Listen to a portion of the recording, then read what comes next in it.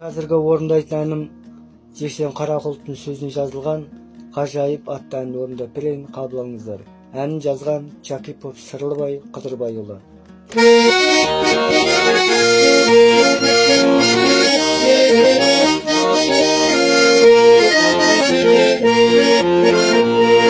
Tangı şıktın müllері, менің жаным қажайып.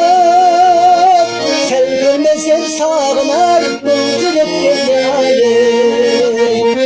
Suygun canım keremet, acayip acayip. Sen bulmasan canımday, keter bastan baktayım. Suygun canım keremet, acayip acayip. Sen bulmasan canımday, keter bastan baktayım.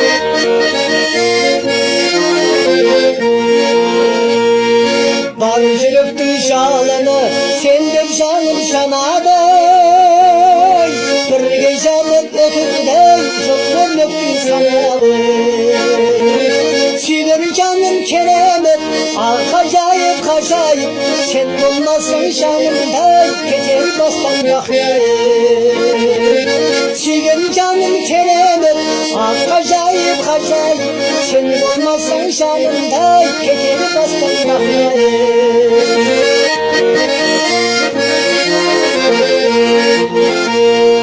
Senin basta suluğunu bu alemde körmedim.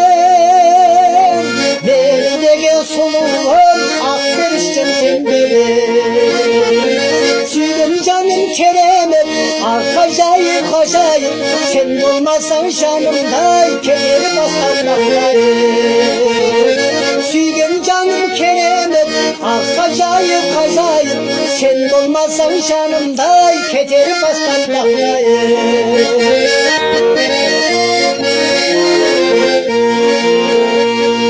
Sürüp tavuk kaşığın sezginden bir taradı. Dağlerin kılığın gözün dalgalı. Suygun canım keremet, acayip acayip. Sen olmazsan canımday, keter bastan bakayım. Suygun canım keremet, acayip acayip. Sen olmazsan canımday, keter bastan bakayım. Sen olmazsan canımday, keter bastan bakayım.